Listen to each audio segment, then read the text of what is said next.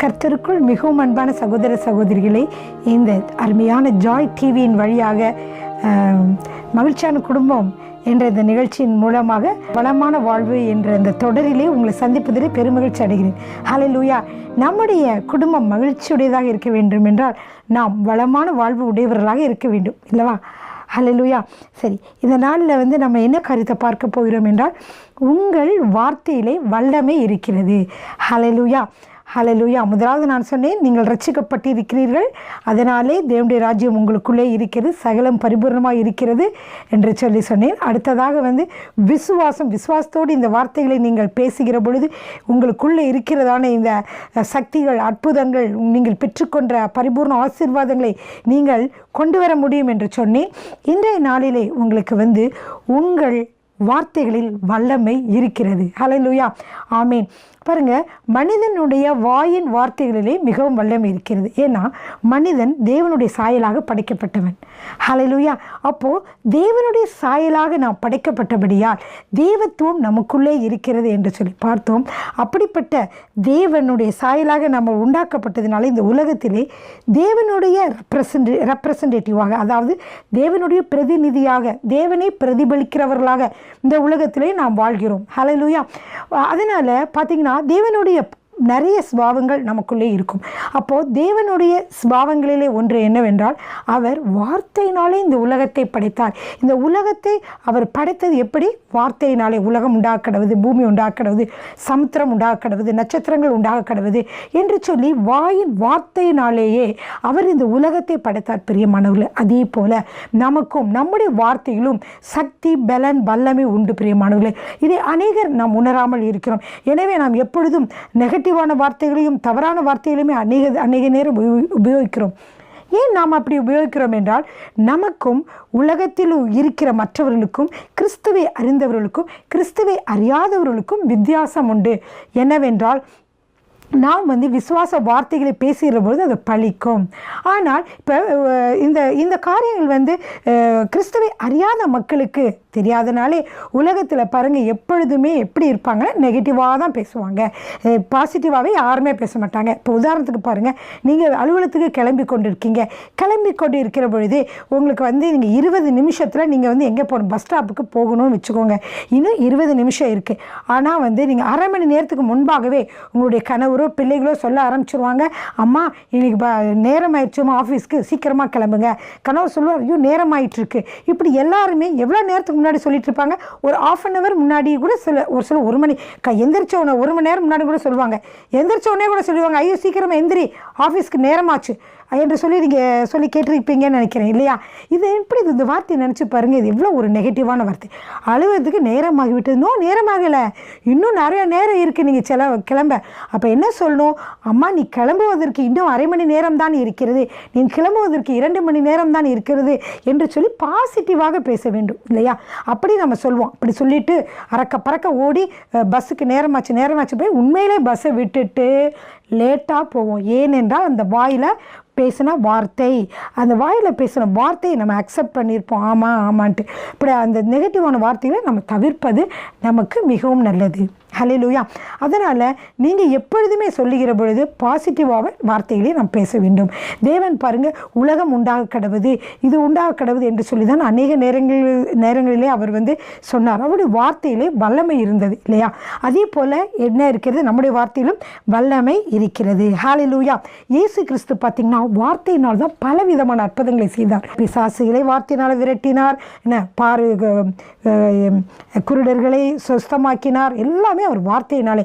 கடலை அமர்த்தினார், காற்று அமர்ந்தது இல்லையா? புயல் கொந்தளித்து பொங்குகிற பொழுது அது வாயினாலே அதட்டினார். மற்றும் பார்த்தீங்கன்னா, இறந்து போன மரித்தவனு கூட வாயினாலே என்ன செய்தார்? வா என்று சொன்னார். இப்படி அவர் செய்த பல அற்புதங்கள் வாயின் வார்த்தைகளாலே இருக்கிறது. பிரியமானவரே, ஹல்லேலூயா. எனவே நீங்களும் உங்கள் வாயின் வார்த்தைகளை பயன்படுத்தி அநேக அற்புதங்களை உங்கள் வாழ்க்கையிலே நீங்கள் செய்ய முடியும். ஆமேன். இதை நான் இந்த வசனங்கள்லாம் சொல்கிறேன், நீங்கள் இதை நன்றாக தியானித்து இது உங்கள் வாழ்க்கையில் நீங்கள் என்ன செய்யணும்? இந்த வாழ்க்கையிலே நீங்கள் இதை உபயோகப்படுத்தணும், பயன்படுத்தணும். ஆமேன். யோபு 6ஆம் அதிகாரம் 25வது வசனம், செம்மையான வார்த்தைகளில் எவ்வளவு வல்லமை உண்டு. செம்மையான வார்த்தைகளில் எவ்வளவு வல்லமை உண்டு. அடுத்ததாக பார்த்தீங்கன்னா, நீதிமொழிகள் 18:21 மரணமும் ஜீவனும் நாவின் அதிகாரத்தில் இருக்கும். எனவே பெரியமானவர்களே, பெண்களாக இருந்தீங்கன்னா சரி, ஆண்களாக இருந்தாலும் சரி, பெண்கள் கொஞ்சம் வயதானவங்க ரொம்ப நெகட்டிவான வேர்ட்ஸாக பேசுவாங்க. நான் இருந்து என்னத்தை செய்ய, நான் செத்தாதான் உங்களுக்குலாம் தெரியும், நான் இப்போ எல்லாம் செஞ்சிட்ருக்கேன், அப்போ வரைக்கும் ஓகே உங்களுக்கு, அப்போ நான் செத்து போனதான் உங்களுக்கு தெரியும், நான் அப்படியானது தெரியும் அப்படின்னு சொல்லி எல்லாமே நெகட்டிவாக பேசுவாங்க. நீ இந்த மாதிரி செஞ்சுட்டு இருந்தேன், நான் சீக்கிரம் செத்துருவேண்டா அப்படின்னு சொல்லுவாங்க. இந்த மாதிரி இருந்தால் நீ நாசமாக போயிரு, இப்படி அநேகமான நெகட்டிவ் வேர்டாக சொல்லுவாங்க. அந்த வேர்டை நினச்சி பாருங்கள். இந்த வார்த்தைகள் நம்ம வாழ்க்கையில் பழிச்சா எப்படி இருக்கும் இல்லையா? அப்போ நான் பேசுகிற நெகட்டிவான வார்த்தைகளாக இருந்தாலும் அது நம்ம வாழ்க்கையிலே பழிக்கும். எனவே நாம் எப்பொழுதும் பாசிட்டிவான வார்த்தைகளையே பேச நாம் கற்றுக்கொள்ள வேண்டும். எனவே நம்ம பேசுகிற வார்த்தைகள், பேச்சுக்கள் எல்லாமே நம்ம வாழ்க்கையை பாதிக்கும் என்று சொல்லி பார்த்தோம் இல்லையா? பாருங்கள், இப்போது நீங்கள் வீணாக பேசினீங்கனாலும் உங்களுடைய வல்லமையை நீங்கள் இழந்து விட முடியும். வசனம் வாசிக்கலாம், மத்தேயு 12:36. ஸோ நம்ம வாயின் வார்த்தைகளில் ரொம்ப கவனம் இருக்கணும். வீணான பேச்சு பேசக்கூடாது, காரியமின்றி நம்ம ஒரு பேசக்கூடாது. இந்த மாதிரி நம்ம பேசுகிற பேச்சுக்களின் மூலமாக பார்த்திங்கன்னா எப்பொழுதும் நமக்கு என்ன ஆகும்னா நம்முடைய சக்தி விரயமாகிறது. ஆமீன். பாருங்கள், உங்களுக்கு தேவையான வல்லமை, உங்களுக்கு ஜீவித்திற்கு தேவையான வல்லமை எல்லாம் என்ன ஆகிறது? விருதாவாக செலவழிக்கப்படுகிறது. அதனால தான் நம்ம வார்த்தைகளை பேசும் பொழுது நம்ம பார்த்து உபயோகிக்க வேண்டும். வசனத்தை வாசிக்கலாமா? மத்தேயு 12:36 மனுஷர் பேசும் வீணான வார்த்தைகள் யாவையும் குறித்து நியாய தீர்ப்பு நாளிலே கணக்கொப்புவிக்க வேண்டும். ஏனெனில் உன் வார்த்தைகளினாலே நீதிமான் என்று தீர்க்கப்படுவாய், அல்லது உன் வார்த்தையினாலே குற்றவாளி என்று தீர்க்கப்படுவாய். எனவே நாம் பேசுகிற பொழுது வீணான வார்த்தைகளை பேசக்கூடாது. உங்களுக்கு சகோதரர்கள் இருப்பாங்க, நண்பர்கள் இருப்பாங்க, வெளில உங்களுக்கு இருப்பாங்க, அவங்களோட வீட்டு பக்கத்தில் இருக்கவங்களோட நீங்கள் வீணா கதை பேசி நீங்கள் இருந்தீங்கன்னா உங்களுக்கு ஆவிக்குரிய வாழ்க்கையில் நம்ம வேதத்தை வாசிக்க, மற்ற காரியங்களை செய்ய உண்மையிலே உங்களுக்கு பலன் இருக்காது. வீட்டு காரியங்களை செய்கிறது கூட நம்மளுக்கு பலன் இருக்காது இல்லையா? அதனால நம்ம எப்பயுமே எப்படி இருக்க வேண்டும் என்றால் வீணான வார்த்தைகளை பேசக்கூடாது. பைபிள் என்ன போட்டிருக்கு? மனுஷர் பேசும் வீணான வார்த்தைகள் யாவையும் குறித்து நியாய தீர்ப்பு நாளிலே கணக்கொப்புவிக்க வேண்டும். இருதயத்தில் எந்த மாதிரி காரியங்கள் மனசில் வச்சுருக்கீங்களோ அதுதான் வரும். ஒருத்தவங்க மேலே நீங்கள் வெறுப்பு வச்சுருந்தீங்கன்னா உங்கள் வாயிலிருந்து வெறுப்பான வார்த்தைகள் தான் வரும். ஒருத்தவங்களை அசட்டையாக நீங்கள் பார்த்தீங்கன்னா உங்கள் வார்த்தை எப்படி வந்துடும்? உங்களை அறியாமையே அசட்டையான வார்த்தைகளோ நெகட்டிவான வார்த்தைகளோ, ஒருத்தவங்களை பற்றி நீங்கள் பெருமையான காரியங்களோ புகழ்வான காரியங்களோ நீங்கள் வச்சுருந்தீங்கன்னா உங்கள் வாயிலேருந்து புகழ்ச்சியதான வார்த்தைகள் தான் உங்களுக்கு வரும். எனவே உங்கள் இருதயத்தில் எது நிறைந்திருக்கிறது அதுதான் உங்கள் வாய் பேசும் என்று வசனத்தில் சொல்லப்பட்டிருக்கிறது. நல்ல மனுஷன் இருதயமாகிய நல்ல பொக்கிஷத்தில் இருந்து நல்லவைகளை எடுத்து காட்டுகிறான். பொல்லாத மனுஷன் பொல்லாத பொக்கிஷத்திலிருந்து பொல்லாதவைகளை எடுத்து காட்டுகிறான். அப்போது நல்ல மனுஷன் என்ன செய்கிறான்? இருதயமாகிய நல்ல பொக்கிஷத்தில் இருந்து நல்லவைகளை எடுத்து காட்டுகிறான். அப்போ உங்களுடைய இருதயத்தில் என்ன இருக்க வேண்டும்? நல்ல பொக்கிஷங்களாக நீங்கள் சேர்த்து வைக்க வேண்டும். நல்ல சிந்தனைகள், கர்த்தருடைய வார்த்தைகள், நன்மையானவைகள், அன்பானவைகள், சந்தோஷமானவைகள், அந்த மாதிரி மனசில் நீங்கள் வச்சுருக்கணும். அதை விட்டுட்டு நீங்கள் பொல்லாதவைகளை வச்சுருந்தீங்கன்னா பொல்லாத காரியங்கள் தான் என்ன வரும்? உங்கள் வாயிலேருந்து வரும் என்று சொல்லி இதிலேருந்து நம்ம பார்க்கிறோம். அதனால் நம்ம என்ன செய்யக்கூடாது? வீணான வார்த்தைகளை பேசக்கூடாது. வீணான வார்த்தைகளை நம்ம பேசுகிற பொழுது தேவையில்லாத வார்த்தைகளை என்ன செய்யுது? நம்மளுடைய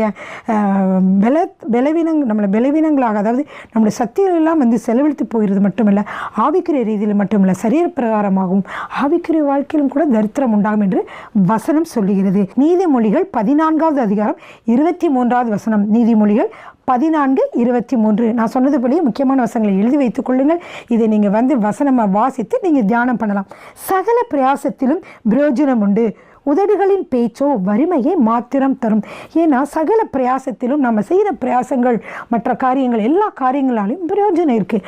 ஆனால் நீங்கள் பேசிக்கிட்டே தான் இருந்தீங்கன்னா பிரியமானவர்களே, அதனால் வறுமை மாத்திரம்தான் வரும் என்று வசனம் சொல்லுகிறது. ஏன்னா என்ன செய்ய வேண்டிய வேலை?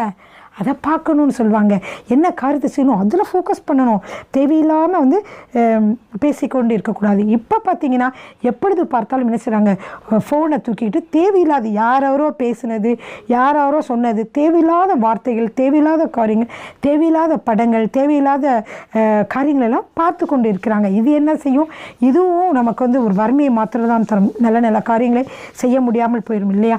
அதனால் நீங்கள் எதையாவது நீங்கள் கேட்க வேண்டும் என்றால் நல்ல பொக்கிஷங்களை உங்கள் இருதயத்தில் சேர்த்து வைப்பதற்காக வேண்டி நல்ல நல்ல காரியங்களை நீங்கள் கேட்டு பழகுங்கள். எப்பொழுதுமே பாசிட்டிவான வார்த்தைகளையே பேச வேண்டும். நிச்சயமற்ற பலவீனமான வார்த்தைகளை நீங்கள் பேசக்கூடாது. உதாரணத்துக்கு பார்த்தீங்கன்னா, இதை என்னால் செய்ய முடியாது, நான் வந்து பலவீனமாக இருக்கிறேன், நான் வந்து என்னால் இது முடியாது, இது எப்படி செய்ய வேண்டும் என்றே தெரியவில்லையே, எனக்கு ஒன்றுமே தெரியவில்லையே, இப்படிப்பட்ட நெகட்டிவான வார்த்தைகளை நான் பேசக்கூடாது. அதற்கு பதிலாக இயேசு என்னை பலப்படுத்துகிற கிறிஸ்துவினாலே எல்லாவற்றையும் செய்ய எனக்கு பலன் உண்டு, எனக்கு கர்த்தர் எனக்கு எல்லா காரியம் உதவி செய்வார், என் ஜெபத்தை கேட்பார். அருமையான வார்த்தைகளையே, விசுவாச வார்த்தைகளையே நீங்கள் உங்கள் வாழ்க்கையிலே நீங்கள் பேச வேண்டும். ஹல்லேலூயா. எப்பொழுதுமே நம்ம வந்து நான் வியாதியாக இருக்கிறேன், நான் பலவீனமாக இருக்கிறேன், நான் கால் வலிக்குது, எனக்கு அப்படி இருக்கேன் இப்படி இருக்கேன், நான் வர இப்படி ஆகிட்டு வரேன் என்று சொல்லி நீங்கள் வந்து பலவிதமான நெகட்டிவ் வார்த்தைகளை நீங்கள் சொல்லிட்டு இருப்பீங்க. நான் பலவீனமாக இருக்கேன், எனக்கு கடன் பிரச்சனை இருக்குது, எனக்கு வந்து வசதியே இல்லை, எனக்கு பணமே இல்லை அப்படின்னு சொல்லி நெகட்டிவான வார்த்தைகளே பேசிகிட்டே இருந்தீங்கன்னா அதுவே உங்கள் வாழ்க்கையிலே பலித்து விடும். எனவே நீங்கள் முடிந்த வரைக்கும் நெகட்டிவான வார்த்தைகளை பேசாதீர்கள். பாருங்கள், உலக பிரகாரமானவங்க கூட பாருங்களேன், கடைகளுக்கு நீங்கள் சின்ன வயசில் நான் கேள்விப்பட்டிருக்கேன், கடையில் போகிறோம், கடையில் போய் ஜாமான் வாங்க போகிறோம், இப்போ போய் அவர்கிட்ட போய் ஒரு காரியம் கேட்குறோம், ஒரு முக்கியமான காரியம் கேட்குறோம், நான் வந்து சீனி தீந்து போயிட்டு அவர்கிட்ட நான் வந்து சீனி இருக்கா அப்படின்னு சொன்னால், அது சீனி இல்லை அப்படின்னு அவங்க இல்லைன்னு சொல்லக்கூடாதான். சொன்னால் தரித்திர மாதிரி இல்லாமல் போயிடும், இல்லாமல் வாயில் சொன்னபடியே இல்லாமல் போயிடும்னு சொல்லிட்டு சர்க்கரை இருக்குது அப்படி எது வேறு என்ன இருக்குதோ அதையே தான் அவங்க சொல்லுவாங்க. கருப்பட்டி இருக்குது எடுத்துகிட்டு போங்கப்பா, சீனி இல்லை, அது சீனி தான் சொல்லுவாங்க. கருப்பட்டி இருக்குது, மண்டவலை இருக்குது, அப்போ நம்மளே புரிஞ்சுக்க வேண்டியதா, ஓ சீனி இல்லையா அப்படின்னு நம்மளே சொன்னோம், ஆமாப்பா அப்படின்னு அவங்க சொல்லுவாங்க. அந்த மாதிரி வாயில் இது இல்லைன்னு சொல்ல மாட்டாங்களாம். அந்த மாதிரி கடைக்காரங்களாக இருப்பாங்க. அதாவது என்ன சொல்ல வரேன்னா, உலக பிரகாரமானவர்கள் கூட அவ்வளவு ஞானத்தோடு பேசுகிறார்கள். எனவே நம்ம வந்து எப்படி பேச வேண்டும் என்றால் வந்து நல்ல வார்த்தைகள், நெகட்டிவான வார்த்தைகளை நாம் வந்து பேசக்கூடாது. நீதிமொழிகள் 12:18 பட்டய குத்துகள் போல் பேசுகிறவர்களும் உண்டு. ஆனால் அந்த நான் சொன்னேன் இல்லையா, அந்த வார்த்தையில் வந்து நல்ல வார்த்தைகள் இருக்குது, நெகட்டிவான வார்த்தைகள் இருக்குது. இப்போ நெகட்டிவான வார்த்தைகளை நம்ம ஒருத்தவங்களை பார்த்து பேசுகிறோம், என்னங்க நீங்கள் ஒரு மாதிரி இருக்கீங்களே, உங்களை பார்த்தா ரொம்ப டல்லாக தெரியுதே, நேற்றைய போல் இல்லையே, இன்றைக்கி நீங்கள் ரொம்ப டல்லாக தெரியுங்க, ஒருத்தவங்க சொல்லுங்கள், அவங்க நல்லவங்களா நல்ல ஸ்ட்ராங்காக நல்லா இருந்தால் கூட, ஐயோ நான் அப்படியா நினச்சி அவங்க கொஞ்சம் நேரத்தில் சோர்ந்து போய் முகமும் சோர்ந்து வச்சுக்குவாங்க, மனசுலேயும் சோர்வு நினைப்பாங்க. அதனால் நம்ம வாயில் வார்த்தைகளை வந்து சக்தி உண்டு. பாருங்கள், சில வேளை நம்ம பிள்ளைகளை பார்த்து சொல்லுவோம், ஐயோ நீ படிக்கவே மாட்டேங்கிற, நீ உருப்படிவியாடா, நீ வந்து நல்லாவே இருக்க மாட்டேன், நீ வந்து இதாகிடுவா அப்படின்னு நம்ம பிள்ளைகளை பார்த்து நம்ம வந்து சபிப்போம். அந்த மாதிரி வந்து இந்த ஒரு வேலை, நீங்கள் ஒரு வேலை சொல்லியிருப்பீங்க, அந்த வேலை செஞ்சுருக்க மாட்டான், அப்படி செய்யாத போது நீங்கள் சொல்லுங்கள், சரியான சோம்பேறி, நீலாம் உருப்படவே மாட்டடா அப்படின்னு சொல்லுவீங்க. இந்த மாதிரி வார்த்தை, நெகட்டிவான வார்த்தை உண்மையில் அவங்க வாழ்க்கையில் வந்து பழிக்கும். சில சமயங்களில் பிள்ளை கழுத, எரும மாடு, நாய் அப்படின்னு பேசுவாங்க. அப்போ நாய் மாதிரி அவன் சுற்றிட்டு தான் தெரிவான். நாய், கழுதை, இந்த மாதிரி வார்த்தையெல்லாம், மிருகங்களுக்குரிய வார்த்தையெல்லாம் பிள்ளைகளுக்கு நம்ம பயன்படுத்தக்கூடாது. எந்த விதமான நெகட்டிவ் வார்த்தையுமே நீங்கள் பேசக்கூடாது. சரி, இந்த வசனத்தை நம்ம வாசிக்கலாம். நீதிமொழிகள் 12:18 பட்டய குத்துகள் போல் பேசுகிறவர்கள் உண்டு. அப்போது நம்ம வந்து எப்படிப்பட்ட வார்த்தைகளை நம்ம வந்து பேச வேண்டும்? இவ்வளோ நேரம் சொன்னேன், ஒரு நல்ல அன்பான, இன்பமான, சந்தோஷமான, அருமையான வார்த்தைகளையும் பாசிட்டிவான வார்த்தைகளையும் வேதத்தில் உள்ள வாக்குத்தத்த வார்த்தைகளையும் நீங்கள் அதிகமாக பேச வேண்டும். எவைகள்லாம் நீங்கள் பேச முடியாது? பொய்யான வார்த்தைகளை நீங்கள் பேசக்கூடாது, கோபமான வார்த்தைகள் அது கூடாது, மதிகேடான வார்த்தைகள் நீங்கள் பேசக்கூடாது, தூஷணமான வார்த்தைகள், அசுத்தமான பேச்சுக்கள், அது மட்டும் இல்லை பலவீனமான வார்த்தைகள், அடுத்தவர்களை அதேரியமூட்டக்கூடிய வார்த்தைகள், கபடான சொற்கள், பெருமையான பேச்சுக்கள் வந்து என்ன செய்யும், நம்மளுக்கு வந்து அது விடுதலை கொண்டு வரும். அது நம்ம ரொம்ப பெருமையாக பேசுகிறோமா, நம்ம அடுத்து நம்ம எது காரியத்துலையும் கீழே இன்னும் டவுன் ஆக போகிறோம்னு அர்த்தம் இல்லையா? பெருமையான வார்த்தைகளை பேசக்கூடாது. அடுத்ததாக கோல் சொல்லுதல், புறம் கூறுதல், இது எல்லாமே வேதத்தின் வழியாக பார்க்கிற பொழுது அநேக வார்த்தைகள் இருக்குது. இந்த வார்த்தையெல்லாம் நாம் பேசக்கூடாது. அப்போ நம்ம எந்த மாதிரி வார்த்தைகளை பேசுகிறோமோ அப்படியே என்ன செய்யும், நம்முடைய வாழ்க்கையிலே நல்ல காரியங்களாக நாம் நடக்கும். அல்லேலூயா. வசனம் வந்து நீதிமொழிகள் 25:15 இனிய நாவு எலும்பையும் நொறுக்கும். அப்போ நம்ம இனிமையாக பேசணும்னா எந்த காரியத்தையும் நாம் சாதித்து விடலாம். அடுத்து நீதிமொழிகள் 16:21 இனிய சொற்கள் தேன்கூடு போல் ஆத்துமாவுக்கு மதுரமும் எலும்புக்கு ஔஷதமும் ஆகும். நீதிமொழிகள் 16:21 வாஸ்தவமாக இனிய சொற்கள் எப்படி இருக்கும்? தேன்கூடு போல் ஆத்துமாவுக்கு மதுரமும் எலும்புக்கு ஔஷதமாக இருக்கும். மெல்லிய பிரதித்திரம் கோபத்தை மாற்றும். ஒருத்தவங்க எவ்வளோதான் கோபத்தோடு பேசிகிட்டு இருந்தாலும் நீங்கள் அந்த கோபத்தில் கத்தாமல் சவுண்டை குறைச்சி நீங்கள் மெதுவாக பேசுனீங்கன்னா மெல்லிய பிரதித்திரம் கோபத்தை மாற்றும் என்று வேத வசனத்தில் சொல்லப்பட்டிருக்குது. அதனாலே வார்த்தைக்கு வல்லமை உண்டு. நீங்கள் உங்கள் வாழ்க்கையில் நீங்கள் எப்படி வந்து நடக்கணும்னு நினைக்கிறீங்களோ நீங்கள் அந்த மாதிரி நீங்கள் வந்து வார்த்தைகளை பேசலாம். அது மட்டும் இல்லை, இருதயத்தின் நிறைவினால் வாய் பேசும்னு சொன்னேன் இல்லையா? இருதயத்தின் நிறைவினால் வாய் பேசும் என்று மத்தேயுவில் சொன்னேன். அதுபடியே நீங்கள் பார்த்தீங்கன்னா உங்களுடைய மனிதனுடைய எண்ணங்களும் சிந்தனைகளும் தான் அந்த வாயிலிருந்து வார்த்தையில் வருகிறது. எனவே நீங்கள் நல்ல சிந்தனை உடையவர்களாகவும் நல்ல எண்ணங்கள் உடையவர்களாகவும் நீங்கள் இருக்க வேண்டும். நல்ல சிந்தனைகள் நல்ல எண்ணங்களே உங்களுக்கு எப்படி வரும்? பாசிட்டிவான வார்த்தைகளை உங்கள் வாயிலிருந்து கொண்டு வரும். நம்முடைய வாயின் வார்த்தைகளும் பேச்சுகளும் நமது வாழ்க்கையிலே பெரிய பெரிய மாற்றத்தை ஏற்படுத்த முடியும். பிரியமானவர்களே, அது பாருங்கள், நம்முடைய வாயில் பேசும்போது வல்லமை இருப்பதனால தான் இந்த மாதிரி நம்ம எது பேசினாலுமே மிகவும் கவனத்தோடு பேச வேண்டும். உதாரணத்துக்கு நீங்கள் பார்த்தீங்கன்னா, நீங்கள் வசனம் மத்தேயு 12:36 நம்ம பேசுகிற வீண் பேச்சு வார்த்தைகள் எல்லாவற்றையும் நம்ம கணக்கு ஒப்புவிக்க வேண்டும் என்று வசனத்தில் சொல்லப்பட்டிருக்குது. எனவே நம்ம நெகட்டிவான வேர்ட்ஸை நம்ம பேசக்கூடாது. உதாரணத்துக்கு, இது என்னால் கூடாது, இதை செய்ய எனக்கு சக்தி இல்லை, என்ற பணம் இல்லை, திறன் இல்லை என்பதை போன்ற நிச்சயமற்ற வார்த்தைகளை தவிர்த்து, இது என்னால் கூடும், தேவ பலத்தால் இதை செய்வேன் என்று தீர்மானமுள்ள உறுதியுள்ள வார்த்தையிலே நாம் பேச வேண்டும். நான் வியாதியாக இருக்கிறேன், நான் கடனாக இருக்கிறேன், நான் பலவீனமாக இருக்கிறேன், இனி எனக்கு நம்பிக்கை இல்லை என்று, எனக்கு வாழ மனமில்லை, எனக்கு பயமாக இருக்கிறது, நான் தப்ப முடியாது, எனக்கு ஒன்றும் புரியவில்லையே என்று சொல்லி என்பது போன்ற வார்த்தைகளை நீங்கள் உபயோகிக்கும் போது நீங்கள் ஆவிக்குரிய விதிப்படி நீங்கள் உங்களுக்குள்ளே தேவன் இருப்பதை, உங்களுக்குள்ளே தேவத்துவம் இருப்பதை, உங்களுக்குள்ளே பரிபூரணம் இருப்பதை நீங்கள் என்ன செய்து மறுக்கிறீர்கள். உங்களுக்குள்ளே பரிபூரணம் என்பது இருக்கிறது என்பது உணராதனால் தான் நீங்கள் என்ன சொல்கிறீங்க? எனக்கு பயமாக இருக்கிறது, நான் எப்படி வாழ்க்கையில் முன்னேறுவேனோ என்று தெரியவில்லை, எப்படி இந்த கடனை அடைப்பேனோ என்று தெரியவில்லை, எனக்கு எப்படி திருமணம் ஆகும் என்று எனக்கு தெரியவில்லை, எனக்கு வரக்கூடிய மாப்பிள்ளையோ பெண்ணோ நல்ல எப்படிப்பட்டவர்களோ என்று எனக்கு தெரியவில்லை என்று சொல்லி நாம் தவறான நெகட்டிவான வார்த்தைகளை அடிக்கடி பேசிவிடுகிறோம். அப்படி பேசுவதை விட்டுவிட வேண்டும். ஏனென்றால் உங்களுக்குள்ளே பரிபூர்ணம் இருக்கிறது. உங்களுக்குள்ளே முதல் 2 எபிசோடில் நல்லா சொல்லியிருக்கிறேன் இல்லையா? அதன்படியே உங்களுக்குள்ளே பரிபூர்ணமான ஆசீர்வாதங்கள் தங்கி இருக்கிறது. கடனை அடைக்கக்கூடிய ஐஸ்வர்யம் உங்களிடம்தான் இருக்கிறது. நோய்களை போக்கக்கூடிய பலன் உங்களிடம்தான் இருக்கிறது. உங்களுக்கு மனதில் கவலைகளையும் பாரங்களையும் நீக்கக்கூடிய சந்தோஷம், மகிழ்ச்சி உங்களிடம்தான் இருக்கிறது. எனவே நீங்கள் இதை புரிந்து கொள்ள வேண்டும். உங்களுக்குள்ளே இருக்க தெய்வத்துவத்தினாலே, அதாவது தேவனுடைய கிருபையினாலே, தேவனாலே நீங்கள் எல்லாவற்றையும் செய்ய முடியும். எவ்வளவு தூரம் நீங்கள் தாழ்வாக இருந்தாலும் நீங்கள் திரும்பவுமாக மேலே எழும்பி நடக்க முடியும். எத்தனை தடவை நீங்கள் தோல்வி அடைந்திருந்தாலும் நீங்கள் திரும்பவுமாக நீங்கள் வெற்றி பெற முடியும். அன்பான சகோதர சகோதரிகளை, நீங்கள் குழந்தைகளை நீங்கள் வளர்க்குறீங்க. குழந்தைகளை வளர்க்கும் போது பார்த்தீங்கன்னா, பிள்ளைங்க ஒரு வேளை மக்க பிள்ளையாக இருக்கலாம், கொஞ்சம் படிக்கிறது கொஞ்சம் சிரமப்படுற பையனாக இருக்கலாம். எப்படி இருந்தாலும் இது உங்கள் பிள்ளை தான். எனவே நீங்கள் தவறாகவோ நெகட்டிவாகவோ நீங்கள் எந்த வார்த்தையும் நீங்கள் பேசிவிடக்கூடாது. பொதுவாக எல்லா சகோதரிகளும், அதாவது எல்லா தாய்மார்களும் என்ன சொல்லுவாங்கன்னா, பிள்ளை குறைச்ச மருந்து இப்படித்தான், சரியான மக்க பையனாக இருக்கிறானே, சரியாக படிக்கலையே, நீ எல்லாம் என்னடா பாஸ் ஆக போகிற, இப்படியே சொல்லி திட்டுவாங்க. நீ படித்து உருப்படவே மாட்டடா, நீ படித்தும் புரோஜனம் இல்லைடா, என்னடா 30 மார்க் 40 மார்க்லாம் வாங்கிட்டு இருந்தால் எப்படிடா பக்கத்து இருக்காரவனை பாரு, அவன் 80 மார்க் 90 மார்க் வாங்குறான், நீலாம் மார்க் எடுக்கிறியான்னு சொல்லி என்ன சொல்லுவாங்க? நெகட்டிவாக பேசுவார்கள். இப்படி நெகட்டிவாக பேசுகிற பொழுது அந்த பிள்ளையோட மனது என்ன செய்யும்னா, ஐயோ அம்மாவே சொல்லிட்டாங்க, நான் படித்து ஒரு பிரயோஜனம் இல்லை, என்னத்துக்கு நான் உட்காந்து புக்கை படிச்சுட்டு இருக்கணும்னு சொல்லிட்டு என்ன செய்வான்? விளையாடுவதற்கோ இல்லாது மற்ற ஆன்லைனில் இந்த ஃபேஸ்புக்கு வாட்ஸ்அப் இதில் இருக்கக்கூடிய கதைகளை அதையும் பார்த்து கொண்டு நேரத்தை செலவழிக்கிற பையனாக மாறிவிடுவான். ஆனால் நீங்கள் இதுவே பாசிட்டிவாக உங்கள் பையனை பார்த்து உங்கள் பையனை பார்த்துட்டு எத்தனை மார்க் எடுத்திருக்கிறப்பா? 40 மார்க் எடுத்திருக்கேன். நீ கவலைப்படாதப்பா, நீ 40 மார்க் எடுத்திருக்கதே பெருசு, நீ 20 30 எடுக்காமல் 40 எடுத்திருக்கேல, பரவாயில்ல, இன்னும் ஒரு 10 மார்க் எடுத்தால் நீ என்ன செஞ்சிட முடியும்? நீ பாஸ் பண்ண முடியும், நல்லா பண்ண முடியும். நீ முயற்சி பண்ணுனா, ஏன்னா இங்கே சிங்கப்பூரில் 50 மார்க் பாஸ் மார்க், அதனால சொல்கிறேன், அங்கே 35 தான் இருக்கும்னு நினைக்கிறேன். ஸோ அந்த பாஸ் மார்க் எடுக்கிறதுக்கு கொஞ்சம் தானே பார்க்கு, நீ கொஞ்சம் மார்க் எடுத்தால் நீ நிறைய மார்க் நல்லா வர முடியும்ப்பான்னு சொல்லி நீங்கள் அவங்க ஹோப்பு கொடுத்தீங்கன்னா அவன் தளர்ந்திருப்பான். ஐயோ என்ன படிக்க முடியலையே கவலையோடு இருக்கிற பையனை அந்த வார்த்தை என்ன செய்யணும்? அவனை ஊக்கப்படுத்தும். உடனே என்ன செய்ய ஆரம்பிச்சோம், நம்ம அம்மா சொல்லியிருக்காங்க, நான் இன்னும் கொஞ்சம் நல்லா படித்தேன், 10-20 மார்க் கூட வாங்கிடுவேன்னு சொல்லியிருக்காங்கன்னு சொல்லிட்டு அதே பையனை விழுந்து படித்து, அதாவது என்னது அம்மா சொன்னதுனால விடாமல் படித்து அதிகமான மதிப்பெண்கள் எடுக்க முடியும். அப்போது உங்களுடைய நாவிலிருந்து வருகிற வார்த்தை தான் எப்படி இருக்குது, அடுத்தவர்களை எப்படி உற்சாகப்படுத்துகிறதாவோ அல்லது அவனுடைய வாழ்க்கையை நிர்ணயிக்கிறதாவோ அல்லது உங்களுடைய வாழ்க்கை, அதாவது உங்களுடைய பிள்ளையுடைய வாழ்க்கை நிர்ணயிக்கிறதாகவும் இருக்கிறது. எனவே எப்பொழுதும் இனிமேலிருந்து இதை நீங்கள் ஞாபகம் வைத்துக் கொள்ளுங்கள்.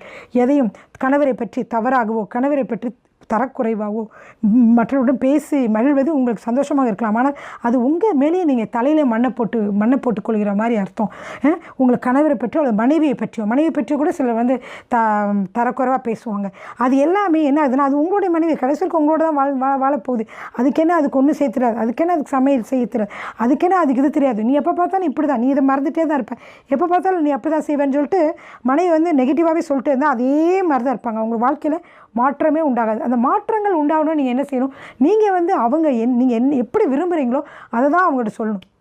பரவாயில்லம்மா, நீ சீக்கிரமாக செஞ்சுட்டா, பரவாயில்லம்மா, இன்னும் கொஞ்சம் சீக்கிரமாக செய்யுமா, நீ நல்லா சமைக்கிறம்மா, பரவாயில்லம்மா, இன்னும் கொஞ்சம் நல்லா சமைமா, இன்னும் கொஞ்சம் அடுத்த தடவை நாளைக்கு செய்யும்போது இன்னும் கொஞ்சம் உப்பு கூட போடு, கொஞ்சம் உப்பு குறைவாக போடு, அல்லது இந்த மாதிரி டிஷ் செய்யி, இந்த மாதிரிலாம் வந்து யூடியூப்லேருந்து பார்த்து சிலதை கற்று செய்யி. இப்படி நீங்கள் என்ன செய்யணும், நீங்கள் சொல்கிற வார்த்தைகளை பொறுத்து அந்த மனைவியோட வாழ்க்கையில் மாற்றங்கள் ஏற்படும். அப்போ ஒரு நல்ல மனைவி உருவாக்குவது உங்கள் வாயிலே உங்ககிட்டே தான் இருக்குது இல்லையா? அதே மாதிரி ஒரு நல்ல கணவரை உண்டாக்குவது உங்கள் வாயில் தான் இருக்குது. மனைவிமார்களே, நீங்கள் வந்து அவருக்கு ஒன்றுமே தெரியாது, அவருக்கு அதுதான், அவர் எப்போ பார்த்தாலும் இப்படி தான், அவர் ஒரு முட்டாள் தான், அது ஸ்டூப்பிட், அது இதுன்னு சொல்லிட்டே இருந்தால் உங்கள் வீட்டுக்காரர் வர மட்டமாக மாறிட்டு வருவார். அதுக்கு பதிலாக நீங்கள் வந்து பாசிட்டிவான வார்த்தைகளை சொல்லுகிற பொழுது, ஏனென்றால் இந்த கணவன் மனைவின்ற பேக்கேஜ் வந்து உடனே முடிஞ்சு போகிறதில்ல.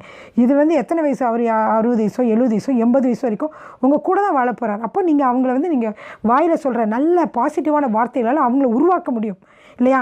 பரவாயில்லைங்க, நீங்கள் இந்த மாதிரி செய்யலை, பரவாயில்ல, இது வந்து இந்த மாதிரி செய்யுங்க, அடுத்தது இந்த மாதிரி செஞ்சிங்கன்னா இன்னும் நல்லாயிருக்கும், ஏன் இந்த மாதிரி செய்ய மாட்டேங்கிறீங்க, செய்யுங்க. அப்படி தானே ஊக்கப்படுத்தணும். தவிர உங்களுக்கு ஒன்றும் தெரியல, சேச்சே நீங்கள் எதுக்கு செய்யுங்க, அதை விட்டுருங்க, நீங்கள் உங்களுக்கு ஒன்றும் தெரியாது, நீ ஏன் செய்கிறத விட்டுரு, அப்படிலாம் வந்து என்ன செய்யக்கூடாது, பேசவே கூடாது. உங்களுக்கு மட்டும் எல்லாம் சகலம் தெரிஞ்சுதா இல்லை. அதனால் நீங்கள் வந்து அந்த மாதிரி வார்த்தைகளை வந்து நம்ம செய்யும் பொழுது அது ரொம்ப பெருமையான வார்த்தைகளாக இருக்கிறதுனால அது நம்மளே விழுகிறதுக்கு அது ஒரு சான்ஸாக போயிடும். எனவே நீங்கள் என்ன சொல்லணும்னா, கர்த்தரால் முடியும், உங்களுடைய வாழ்க்கையிலே செய்ய முடியும் என்று சொல்லணும். அது மட்டும் இல்லை, நிறைய நேரங்களில் நம்ம ஜெபம் பண்ணிட்டு வரோம். அப்போ ஜெபம் பண்ணிவிட்டு நம்ம வருகிற பொழுது, இப்போ வந்து கணவர் வந்து குடிக்கிறாரு, ரொம்ப இதாக இருக்கார், நீங்கள் போய் ஜெபிக்கிறீங்க. ஜெபிச்சுட்டு வந்தோன்னே, ஆண்டவரே என்னோடய கணவர் வந்து எல்லாம் மாறணும், குடிபோக்கும் பழக்கத்திலிருந்து மாறணும் அப்படின்னு சொல்லிட்டு நீங்கள் ஜெபிச்சுட்டு நீங்கள் வரீங்க. இப்போ நீங்கள் என்ன ஜெபிச்சுட்டு வரீங்க, கணவர் வந்து ஒரு நல்லவராக மாற வேண்டும் என்று விரும்பி நீங்கள் ஜெபிச்சுட்டு வரீங்க. இப்போ ஜெபிக்கும் போது எப்படி ஜெபிக்கணும், விசுவாசம் உள்ள ஜெபம் தான் கேட்கப்படும். இப்போ விசுவாசத்தோடு சொல்லும்பொழுது அவர் வந்து நல்லா ஆயிட்டார்னு சொல்லி தான் நீங்கள் ஜெபிச்சுட்டு வருவீங்க. ஆனால் ஜெபத்துட்டு வெளியே வந்தோடனே உங்கள் பக்கத்து வீட்டுக்காரங்களா எப்படிமா இருக்கார் உங்கள் கணவருன்னு கேட்டால், அது ஏங்க கேட்குறீங்க, இன்னும் வந்து அவர் வந்து குடிபோதை, இன்னும் எப்படி தான் மாற போகிறாருன்னு தெரியல, எங்கே தான் போய் முடிய போகுதுன்னு தெரியல அப்படின்னு தவறாக வந்து சொல்லிடுவீங்க. அதே மாதிரி ஜெபிச்சுட்டு வந்துடுவீங்க. கடன் பிரச்சனைக்காக ஜெபிச்சுட்டு வந்திருப்பீங்க. ஆண்டவரே இந்த கடன் பிரச்சனை எனக்கு இப்போ இருக்குது, ஒரு வாரத்துக்குள்ளே நாங்கள் பணம் கட்டணும், கட்ட உதவி செய்ய உங்களால் முடியும், உங்களால் கூடாத காரியம் ஒன்றுமே, என் வாழ்க்கையில் நீங்கள் அற்புதங்கள் செய்ய முடியும் ஆண்டவரே, என் குறைவுகளை நிறைவாக்குகிற நீங்கள் அற்புதமாக செய்ய முடியும். நீங்கள் ஜெபிச்சுட்டு வரீங்க. வெளியே வந்தோன்னே கணவர் சொல்கிறாரு உங்கள்கிட்ட, அம்மா அந்த ஒரு வாரத்தில் பணம் கட்டணும்லம்மா அப்படின்னு. அப்போ நீங்கள் என்ன சொல்லணும் அப்படின்னா, இப்போ தாங்க நான் ஜெபிச்சுட்டு வந்திருக்கீங்க, கர்த்தர் கட்டாயமாக நமக்கு பதில் கொடுப்பார், கட்டாயமாக நல்ல பதில் கிடைக்கும். ஒரு வாரத்துக்கு இன்னும் ஒரு வாரம் இருக்கு இல்லையா, அதுக்குள்ளே கர்த்தர் பெரிய அற்புதம் செய்துவார், நம்ம கட்டாயமாக கடன் அடைச்சிருவோம் அப்படின்னு சொல்லுவோம். ஆனால் அதுக்கு பதிலாக நிறைய நேரத்தில் என்ன சொல்லிடுவோம், ஐயோ எனக்கும் பயமாக இருக்குங்க, ஒரு வாரத்துக்குள்ளே நம்ம என்ன செய்வோம்னு தெரியல, நான் அவன்கிட்ட கேட்டேன், அந்த பொண்ணுகிட்ட கேட்டேன், இவங்ககிட்ட கேட்டேன், கிடைக்கலையே, பேங்க்கில் அப்ளை பண்ணி கிடைக்கல, இது அப்படி என்ன செய்வீங்க, நெகட்டிவாக புலம்புவீங்க. இனிமேல் இந்த மாதிரி நெகட்டிவாக புலம்புறதை விட்டுருங்க. இது உலக பிரகாரமான மக்கள் செய்வது. ரட்சிக்கப்பட்ட கிறிஸ்துவை அறிந்த நம்ம அப்படியே செய்யக்கூடாது. ஏன்னா உங்களுக்குள்ளே ஐஸ்வர்யம் இருக்கிறது, உங்களுக்குள்ளே தேவையான காரியங்கள் அனைத்தும் இருக்கிறது என்று நீங்கள் வேதத்தின் வழியாக நான் உங்களுக்கு சொல்லி கொடுத்துருக்கிறேன். லாஸ்ட் 2 எபிசோட்லேயும் இருக்கிறத நீங்கள் வந்து யூடியூப் வழியாக போய் செக் பண்ணிங்கன்னா ஷீலா டேனியல் வரும். அதில் வந்து நீங்கள் வந்து செக் பண்ணி பாருங்கள். அதன் மூலியமாக நீங்கள் பார்க்கிற பொழுது நீங்கள் அநேக வசனங்கள் சொல்லப்பட்டிருக்கு, அந்த வசனங்களை அறிக்கிடுங்க. நான் சொல்கிறது கரெக்டு தானே? நிறைய பேர் நம்ம ஜெபிச்சுட்டு வந்த பிறகு மாறிடும். எங்கள் சர்ச்சில் நடந்த காரியம், நாங்கள் ஆல்நைட் பீரியடில் ஜெபிக்கிறோம். ஆல்நைட் பீரியடில் ஜெபிக்கும்போது ஒரு சகோதரிக்கு வந்து வேலை வந்து இல்லை, வேலைக்காக ஜெபிங்கள்னு சொன்னாங்க, வந்தாங்க, நாங்கள் ஜெபித்தோம். ஜெபிக்கும்போது ஹல்லேலூயான்னு சொல்லி நல்லா ஜெபிச்சுட்டு கையெல்லாம் தட்டி நல்லா ஜெபிச்சாங்க. நாங்களும் விசுவாச அறிக்கையெல்லாம் சொல்லிட்டு, கர்த்தர் உங்கள் ஜெபத்தெல்லாம் கேட்பார் சகோதரி, நீங்கள் உங்களுக்கு கர்த்தர் நல்ல வேலை கொடுப்பாருன்னு சொன்னோம். சரி, மாடிப்படி விட்டு இறங்கின உடனே இன்னொருத்தர் ஃப்ரெண்டு கேட்குறாரு, என்னங்க சிஸ்டர் இப்படி வேலைக்கு அப்ளை பண்ணிட்டு இருந்தீங்களே என்ன ஆகிட்டுருக்குன்னு. அது ஏங்க கேட்குறீங்க, இந்த வேலைக்கு அப்ளை பண்ணாலும் எனக்கு கிடைக்கலங்க, எப்படி தான் எனக்கு கிடைக்க போகுதுன்னு தெரில, எனக்கு விசா வந்து 1 வாரம் 2 வாரம் தான் இருக்குது, எனக்கு வந்து 1 மாதம் தான் இருக்குது, ஏதோ சொல்லிட்டு அதுக்குள்ளே வேலை கிடைக்குமான்னு தெரிலங்க அப்படின்னு சொல்லி நெகட்டிவாக சொல்கிறாங்க. ஏன் அப்படி சொல்லணும்? அப்படி சொல்லலாமா? சொல்லக்கூடாது. அதுக்கு பதிலாக என்ன சொல்லணும், நான் இப்போ தான் ஆல்நெட் ப்ரேயரில் ஜெபிச்சுட்டு வந்திருக்கேன். கர்த்தர் கட்டாயமாக என் வாழ்க்கையில் அற்புதம் செய்வார். இன்னும் ஒரு மாதம் டைம் இருக்குது. அதுக்குள்ளே எனக்கு ஒரு நல்ல வேலை கர்த்தர் எனக்காக கட்டளையிடுவார். நான் விசுவாசிக்கிறேன் என்று சொல்ல வேண்டும். இப்படி சொல்லியிருக்கீங்களா? சொல்லியிருக்கவே மாட்டீங்க இல்லையா? இனிமேல் உங்களுடைய ஜெபித்தால் மட்டும் போதாது. ஜெபித்து விட்டு வந்த பிறகும் நீங்கள் விசுவாச வார்த்தையிலே பேச வேண்டும். ஏனென்றால் உங்களுடைய வார்த்தையிலே வல்லமை உண்டு. ஹல்லேலூயா. எனவே சகோதர சகோதரிகளே, அருமையான இந்த செய்தியை கேட்டுக்கொண்டிருந்தவர்கள் நிறைய வசனங்கள் சொன்னேன். நம்முடைய நாவின் கீழே மரணமும் ஜீவனும் நம்முடைய நாவின் அதிகாரத்திலே இருக்கிறது. மரணத்தை விரும்ப வேண்டும் என்றாலும் ஜீவனை விரும்ப வேண்டும் என்றாலும் உங்கள் நாவிலே இருக்கிறது. மிக சுகவீனமாக பலவீனமாக இருந்தாலும் நான் கிறிஸ்துவுக்குள்ளே பலனாக இருக்கிறேன், இயேசு கிறிஸ்துவினால் எல்லாவற்றையும் செய்ய எனக்கு பலன் உண்டு என்று உற்சாகமாக சொல்லுங்கள். ஹல்லேலூயா. அப்படியே உங்கள் சுகவீனம் பலவீனங்கள் மாறும். எனக்கு கூட அடிக்கடி சுகவீனம் பலவீனம் வருகிறது பொழுது கூட ஐயோ எனக்கு கால் வலிக்குது கை வலிக்குதுன்னு சொல்லும்போது கூட அடுத்தது உடனே எனக்கு ஞாபகம் வந்துடும். வசனங்களாக எனக்கு உடனே ஞாபகம் வரும். இயேசுவின் தழும்புகளாலே நான் சுகமானேன் என்று சொல்லி நான் சுகத்தை பெற்றேன். இன்றைக்கு கூட பலவீனமாக இருந்தேன், ஆனால் இந்த வார்த்தையை சொன்ன பொழுது கர்த்தர் புதிய உற்சாகத்தினால் புதிய பலத்தினாலும் நிரப்பினார். பிரியமானவர்கள், உண்மையாகவே உங்களுடைய வாழ்க்கையிலும் அற்புதங்கள் நடக்கும். ஹல்லேலூயா. சரி, கண்களை மூடி நாம் தேவனை நோக்கி பார்ப்போம். அற்புதமான அதிசயமான தேவனே, எங்களுக்குள்ளே வாழ்பவரே, பரிபூர்ணமாக வாழ்கிறவரே, தெய்வத்துவமாக எங்களுக்குள்ளே வாழ்கிறவரே, அப்பா உம்மை நன்றோடு கூட நாங்கள் துதிக்கிறோம். நீர் எங்களுக்கு கொடுத்த ஆசீர்வாதங்கள் வாக்குத்தத்தங்கள் எல்லாம் ஆமென் என்றும் எங்களுக்குள்ளே இருக்கிறது ஆண்டவரே.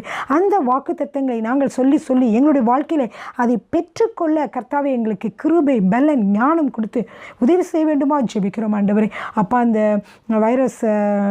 கொரோனா வைரஸ்க்காக ஜெபிக்கிறேன் ஆண்டவரே. அந்த எத்தனையோ நாடுகளிலே பல பிரச்சனை உண்டாக்கி கொண்டு வருகிறது. கர்த்தர் தாமே அதை ஒன்றுமில்லாமல் செய்ய முடியாது ஜெபிக்கிறோம் ஆண்டவரே. தேவனே, உம்முடைய பிள்ளைகளை நீங்கள் இரத்த கொட்டைகளை மறைத்துக் கொள்வீராக, பொருளாதார குறைபாடு இல்லாமல் பாதுகாத்துக் கொள்வீராக, அவர்களை கண்ணின் மணி போல பாதுகாத்துக் கொள்வீராக, தீவைகள் அனைத்தையும் கர்த்தர் சந்திப்பீராக. கர்த்தரின் மேய்ப்பராக இருக்கிறான் தாழ்ச்சடையேன் என்று ஒவ்வொருவரும் இந்த வார்த்தையை சொல்லட்டும் ஆண்டவரே. அப்படியே சொல்லி ஆண்டவரே உம்மிடமிருந்து ஆண்டவரே எல்லா காரியங்களும் நிறைவும் பெற்றுக்கொள்ளட்டும். ஹல்லேலூயா. அப்படியே நீங்கள் உதவி செய்யுங்க ஆண்டவர். எப்படி உதவி செய்வதற்காக நன்றி. இயேசு கிறிஸ்துவின் வல்லமையுள்ள நாமத்தில் பிதாவே, ஆமேன். ஆமேன்.